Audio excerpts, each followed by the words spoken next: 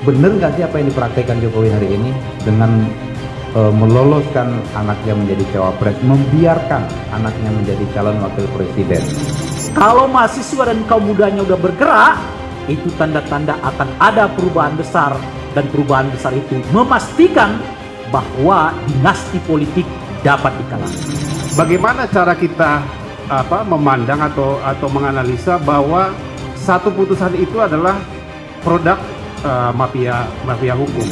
Bagaimana menggagalkan Prabowo yang memang seharusnya pensiun di penjara untuk menjadi presiden Indonesia? Prabowo punya masalah besar di masa lalu.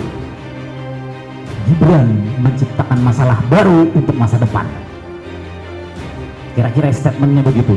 Karena apa? Ketika ini lolos nanti, apalagi menang, rekayasa hukum dan konstitusi akan mudah dilakukan.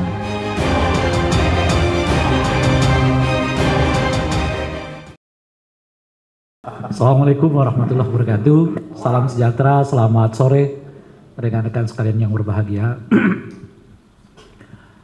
Pertama tentu saya ucapkan selamat untuk sekretariat baru Gerak 98. Mudah-mudahan ini tempat kita untuk bergerak ya.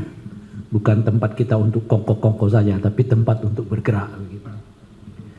Nah, Bapak-Bapak sekalian, memang salah satu hal yang selama ini kayaknya membuat orang agak ragu-ragu untuk mengatakan tidak pada dinasti politik itu, karena kegamangan untuk mengartikan apa yang dimaksud dengan dinasti politik itu.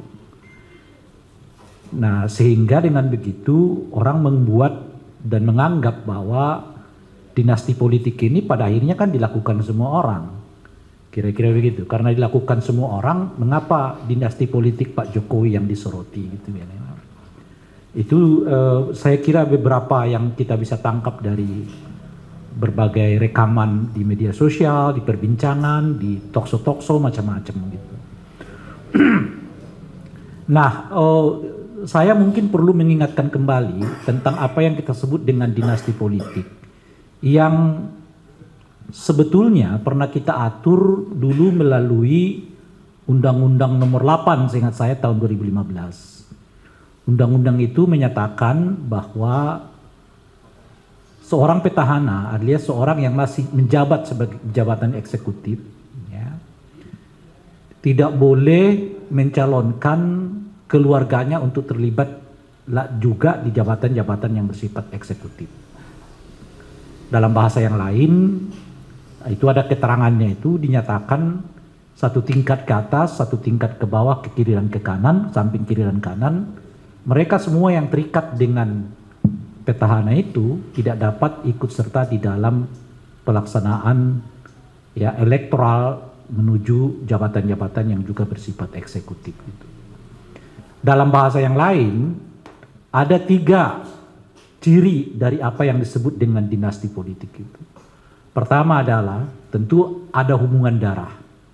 Hubungan darahnya itu satu tingkat ke atas itu artinya ayah dan ibu, satu tingkat ke bawah itu artinya anak, ya, ponakan, itu satu tingkat semua tuh ke bawah.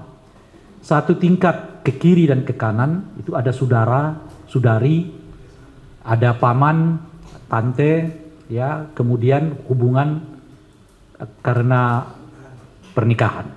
Jadi istri, suami maupun ya ipar, ya, menantu, itu semua masuk di dalam. Nah, ini yang disebut dengan kategori hubungan darah. Tapi ini nggak cukup. Harus ada dari salah satu keluarga ini yang sedang menjabat di jabatan yang bersifat elected official. Dalam bahasa yang lain, di jabatan eksekutif. Ya, salah satu dari cabang kekuasaan ini. Nah, tapi ini nggak cukup juga gitu. Dari cabang keluarga itu, hendak ingin juga masuk di dalam jabatan eksekutif yang sama. Itu.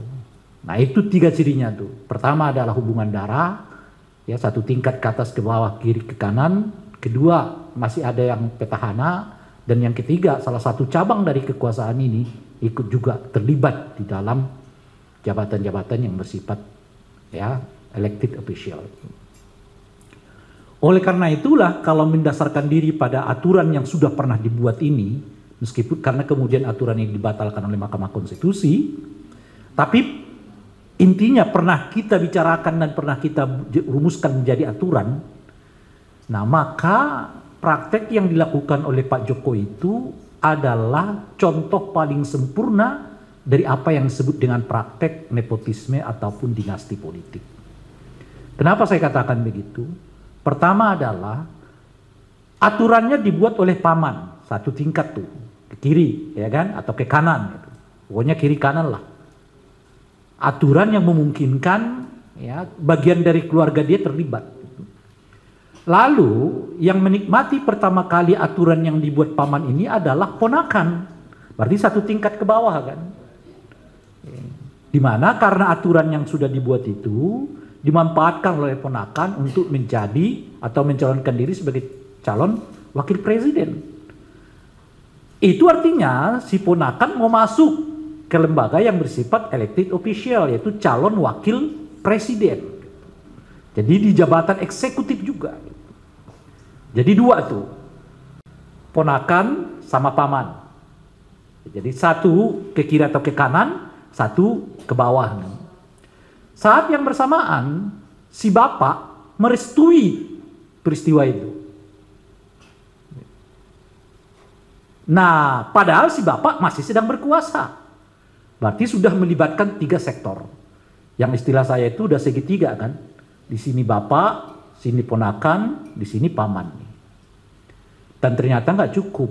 Si anak didukung lagi oleh adiknya melalui partai yang bernama PSI, lalu didukung lagi oleh adik iparnya, ya, seorang wali kota di Medan. Jadi 5 sekaligus tuh terlibat di dalam pencawapresan saudara Gibran. Itu yang saya sebut sebagai contoh dari dinasti politik paling sempurna yang pernah terjadi di dalam pemilihan eksekutif kita gitu. Dan semuanya berada di ranah eksekutif. Minus paman yang berada di yudikatif gitu. Bapak eksekutif, ya, si anak eksekutif, ipar eksekutif, semuanya di ranah eksekutif. Di ranah. Nah, oleh karena itulah, ya, karena ini contoh yang paling sempurna dari apa yang disebut dengan dinasti politik, ya, mau tidak mau, bukan mau tidak mau, ya pilihan saya adalah menyatakan menolak ini dilakukan gitu. Kenapa kita menolaknya? Karena ini jelas-jelas ancaman bagi demokrasi. Kenapa saya sebut ancaman bagi demokrasi? Pada ujungnya kemudian, ya, nggak ada yang disebut sebetulnya kompetisi yang fair. Yang terjadi itu adalah ya keluarga yang berkolaborasi dengan para pemilik modal, lalu membuat semacam pemilu yang pemilunya sudah direkayasa sedemikian rupa demi kepentingan memenangkan dinasti ini. Inilah dalam bahasa yang simpel yang kita sebut sebagai oligarki, yaitu para pembuat keputusan di ranah politik menjual belikan kekuasaannya kepada para pemilik modal untuk sama-sama mereka menguasai aset publik. Nah, kan itu yang kita sebut dengan oligarki. Pada akhirnya kemudian yang kelihatan oleh kita adalah dinasti itu melahirkan oligarki dan dengan sendirinya cita-cita republik terbuang. Karena tinggal mereka yang mengatur, sekelompok orang yang berada di dalam struktur paling tinggi dari, ya, apa namanya itu, struktur segitiga itu. Mereka yang mengaturnya, mau ini mereka buat, mau ini mau mereka buat, mau itu mereka buat, melalui proses yang disebut dengan proses yang demokratik, tapi sebetulnya dimanipulasi oleh mereka demi kepentingan mereka. Itu pertama. Nah, yang kedua, faktanya dinasti politik ini betul tidak hanya menimpa keluarga Pak Jokowi, tetapi sudah terjadi di dalam setidaknya 117 daerah per tahun 2000 di seluruh Indonesia, di mana jabatan-jabatan eksekutif dikuasai oleh dinasti politik itu. Dari ayah turun ke anak, dari suami ke istri, istri ke suami. Nah, itu terjadi di beberapa tempat dan punya potensi hal yang sama terjadi di dalam lembaga legislatif. legislatif kita yang kemarin itu dalam catatan Formapi misalnya, ya kan, hampir 20 sampai 30% itu punya korelasi kekerabatan anggota DPR kita yang sekarang. Makanya kalau dinasti politik ini kita biarkan, istilah saya nanti di DPR itu dipanggil bukan lagi si A, fraksi B, nomor keanggotaan sekian, nggak lagi dipanggil begitu. Cukup si A dan keluarganya hadir apa enggak? Karena sudah anaknya di situ, suaminya di situ, istrinya di situ, pamannya di situ, satu tempat. Jadi absennya begitu nanti. Ridwan, fraksi Ridwan dan keluarga udah hadir belum? Nah, karena ya anaknya 2 hadir semua. Jadi manggilnya nanti di DPR itu begitu. Nah, ini efek yang kita sebut dengan dinasti, dan oleh karena itulah tahun 98 kita udah baca gawatnya dinasti politik ini. Maka salah satu visi reformasi itu menempatkan ya kolusi, korupsi, nepotisme sebagai lawan dari reformasi, dan itu diletakkan di poin pertama dari tuntutan atau visi reformasi yang pernah kita perjuangkan bersama. Karena kita tahu ini penyakit yang laten. Kalau betul-betul kita nggak lawan, dia akan berkembang dan seterusnya gitu. Nah, oleh karena itu juga lah perlu kita ketahui beda antara dinasti politik dengan keluarga politik. Orang ingin mengaburkan ini untuk menghalalkan dinasti politik itu dengan menyebut misalnya Ibu Mega kan juga dinasti politik. Oh tidak, Ibu Mega itu keluarga politik. Kenapa kita sebut keluarga politik? Karena tidak memenuhi 3 kriteria yang kita sebutkan. Ibu Mega bukan siapa-siapa. Yang jadi eksekutif itu, legislatif itu adalahnya Puan. Ya kan? Oleh karena itu Puan dengan Ibu Mega tidak bisa lagi sebut dengan dinasti. Lebih dari itu, sudah lebih dari 5 tahun. Jadi ada masanya sebetulnya yang disebut dengan dinasti politik itu. Kalau Pak Jokowi sudah tidak lagi berkuasa 5 tahun, artinya setelah 2024, lalu Gibran maju di 2029, itu tidak lagi disebut dinasti politik. Karena sudah memenuhi setidaknya di kita ya 1 periode dari kekuasaan yang dijabat oleh keluarga itu. Nah, itu juga yang diberi contoh misalnya keluarga Bush di Amerika. Ya jelas tidak memenuhi 3 kriteria ini. Bush senior dengan junior tuh jaraknya jauh sekali. Ah, itu yang disebut dengan keluarga politik. Keluarga politik itu jelas tidak bisa dilarang. Anak saya mau jadi politisi silakan. Gimana kita mau melarang? Kan keluarga politik sama dengan keluarga wartawan, keluarga petani, keluarga pilot, keluarga artis. Nggak bisa kita larang itu. Tapi kenapa dinasti itu dilarang? Karena kalau ia maju selama saya berkuasa, punya potensi, ya saya mempergunakan kekuasaan ini untuk memenangkannya, dan punya potensi si dia mendapat keuntungan elektoral karena jabatan yang saya emban, persis seperti yang terjadi pada Gibran dengan Pak Jokowi hari ini. Siapa itu Gibran? Nggak ada yang kenal. Kalau dilihat di survei, Gibran itu nggak lebih dari 5% yang orang memilihnya. Tapi kenapa ia maju? Karena dia punya bapak namanya Jokowi yang tingkat popularitasnya 100%, tingkat kepuasan publiknya menurut survei 75%. Dan itulah yang dijual tanda kutip oleh Gibran. Dan itu tidak fair bagi peserta yang lain. Sebab jabatan yang diemban oleh bapaknya bukan milik bapaknya satu-satunya, itu milik rakyat Indonesia. Jokowi itu personifikasi, bukan berarti dia yang memiliki kekuasaan itu. Semua rakyat Indonesia memiliki kekuasaan terhadap jabatan presiden itu. Oleh karena itu tidak boleh dimiliki oleh orang sendiri. Gibran itu jelas mendapatkan implikasi dari jabatan bapaknya. Long dia nggak dikenal oleh siapapun. Elektabilitasnya kalau dia disurvei nggak lebih dari 5%, 6%. Artinya apa? Artinya orang nggak milih dia kalau itu Gibran, tapi orang milih dia karena dia anak Jokowi. Apa artinya? Disitulah yang disebut dengan manipulasi terhadap kekuasaan itu, yang semestinya itu bisa dinikmati oleh Ganjar, itu bisa dinikmati oleh Anies. Itulah yang disebut dengan pemilu yang fair, pemilu yang jujur. Kenapa kekuasaan Pak Jokowi itu hanya mengalir kepada Gibran, tidak mengalir kepada Ganjar, tidak mengalir kepada Anies? Itu yang mengakibatkan dinasti politik itu dilarang. Itu dalam bahasa yang lain namanya konflik kepentingan.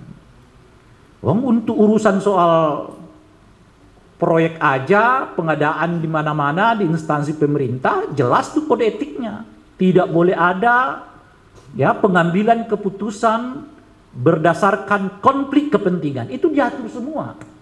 Itu padahal di kementerian-kementerian tuh. Di situ aja ada, apalagi di level presiden. Nggak perlu pakai pernyataan itu. Kita udah semua paham. Presiden itu tidak boleh berdasarkan jabatannya menguntungkan orang per orang maupun keluarga dirinya. Itu bukan soal aturan, itu udah etik. Apa itu etik itu? Etik itu di atas aturan, Pak, Bu. Ini seringkali kita itu memahami aturan yang penting bukan aturan yang penting, etik yang penting. Nah, itu dia. Karena kita diajak berpikir yang saya sebut sebagai ya kelompok minimalis demokratik. Apa kelompok minimalis demokratik itu? Yang menganggap bahwa urusan demokrasi itu urusan undang-undang, urusan aturan. Bukan. Aturan itu dibutuhkan kala orang tidak mengerti etik. Itu yang kita alami sekarang. Terlalu banyak aturan itu menggambarkan bahwa publik kita nggak diajak mengerti tentang etik. Kita masuk ke rumah ini nggak ada aturannya di depan harus tanggalkan sepatu. Tapi kenapa Bapak Ibu tanggalkan sepatu? Itu etik namanya. Kita ketemu orang nggak ada aturan, setiap ketemu si A sapa dulu, nggak ada. Tapi kita sapa dulu, "Hai kawan, mau kemana nih?" Itu etik di dalam kultur orang Indonesia. Keluar dari rumah nggak bisa nyelonong begitu saja, harus permisi kepada tuan rumah. Saya pulang dulu ya, oke, itu etik namanya. Ada nggak undang-undangnya? Nggak ada. Ada nggak tuh aturan tertulisnya itu? Tidak ada. Tapi itu berkembang di kesadaran kita semua karena etik merupakan warisan kultural tentang nilai yang baik dan buruk pada satu masyarakat. Kalau etik itu boleh dan tidak boleh, kalau aturan itu hanya mengatur boleh dan tidak boleh, etik itu lebih tinggi. Mengatur tentang yang baik dan yang buruk. Tidak semua yang boleh itu baik. Harus ingat. Tapi sudah pasti setiap yang baik itu pasti boleh. Dinasti politik boleh tak oleh aturan? Boleh. Kan gak ada larangan. Tapi baik nggak dalam etik? Ya jelas tidak baik. Lalu etik itu apa? Etika itu adalah satu satu pandangan, satu sikap, satu visi yang lebih mengutamakan kepentingan publik dibandingkan kepentingan diri sendiri maupun kepentingan kelompok. Itulah etik. Jadi kalau keluarga Pak Jokowi mendasarkan dirinya pada soal nggak ada aturan yang melanggar, mereka artinya kaum minimalis demokratik, belum masuk ke soal etik, belum mengerti etika demokrasi itu. Tapi tentu saya paham kalau Pak Jokowi tidak mengerti etik. Jangankan mengerti etika demokrasi, mengerti demokrasi dalam pengertian undang-undang saja menurut saya ragu dia paham. Kenapa saya sebut saya ragu dia paham? Oh, dia buat undang-undang bypass aja begitu. Ya, dia kalau beliau mengerti aturan juga, beliau tidak akan komentari soal mekanisme debat dan materi pertanyaan debat. Dalam kapasitasnya sebagai presiden. Yang berhak mengomentari materi debat dan tata cara debat itu adalah warga umum. Tidak boleh presiden mengomentari itu. Kenapa tidak boleh presiden mengomentari? Karena itu urusan teknis. Urusan teknis itu diserahkan kepada KPU. Itu soal cara orang bertanya. Soal cara bertanya diserahkan kepada mereka yang ikut debat di dalam perdebatan itu. Selama tidak ada semprit dari moderator, artinya pertanyaan itu sah untuk diucapkan. Kecuali moderatornya semprit. Itu pertanyaan di luar topik. Itu pertanyaan menyerang pribadi. Ada enggak moderatornya mengatakan itu? Tidak ada. Berarti pertanyaan itu sah disampaikan di forum itu. Kenapa dikomentari oleh Presiden? Itu karena saya sebut ada nada-nada yang mulai agak ragu bahwa satu putaran akan terjadi. Istilah saya, ada kemacetan elektabilitas. Macet. Ya, sekarang mungkin 45%. Ya, 45% ke 52% butuh 7% dalam situasi di mana kita melihat gerakan anti politik dinasti hari demi hari makin membesar, khususnya di kalangan mahasiswa. Kawan-kawan sekalian, perubahan bangsa ini selalu ada di tangan mahasiswa. Jangan lupa, di tangan mahasiswa, di tangan kaum muda. Kalau mahasiswa dan kaum mudanya udah bergerak, itu tanda-tanda akan ada perubahan besar. Dan perubahan besar itu memastikan bahwa dinasti politik dapat dikalahkan. Ini makin membesar nih. Kalau kemarin-kemarin kita dengar survei menyebut, wah dinasti politik itu tidak masuk di anak-anak muda kata dia kan. Sehingga elektabilitasnya naik terus. Dari 36 menjadi 40, 40 menjadi 42, lalu sekarang 45. Ternyata kata dia isu dinasti politik tidak masuk ke kepala anak-anak muda, tidak masuk ke generasi Gen Z, tidak masuk ke generasi Y dan sebagainya. Tunggu dulu. Saya katakan saat itu, jangan buru-buru. Kalau Anda mengatakan itu 45%, ingat jebakan yang saya sebut dengan istilah elektabilitas viral. Elektabilitas viral itu naik karena lagi viral. Ketika lagi naik viral orang ini disurvei, ya naik tinggi. Dapatlah dia 43, 45 kan. Karena goyang gemoy dan sebagainya itu. Kayak joget gemoy. Sekarang goyang gemoy, joget gemoy nggak laku lagi di tengah anak-anak muda. Susu nggak laku. Makan gratis malah diledek-ledek di media sosial. Ada saya lihat gambar-gambar ya orang makan, lagunya makan siang makan gratis, macam-macam dan sebagainya. Kalau mau makan gratis nggak usah repot-repot, masuk penjara aja kata dia ya. Masuk penjara juga kita makan gratis kata mereka ya dan sebagainya. Diledek oleh masyarakat.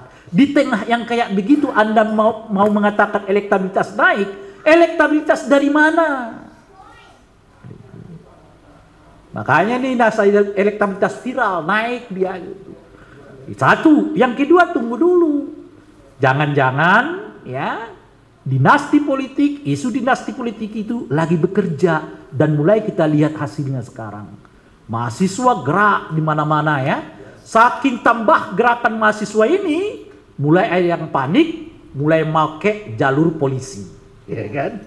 Kemarin kata-kataan itu yang menyebarkan spanduk apa namanya tabloid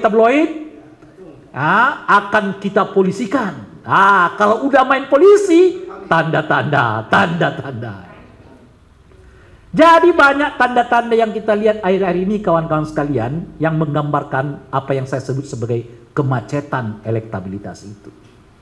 Dan oleh karena itu sebetulnya apa yang diperjuangkan oleh kita di luar ya kepentingan elektoral itu, yaitu memastikan dinasti politik ini sudah di jalur yang benar. Tidak boleh mundur, maju terus. Kita pastikan dinasti politik akan kalah di dalam pemilu. Terima kasih. Assalamualaikum warahmatullahi wabarakatuh.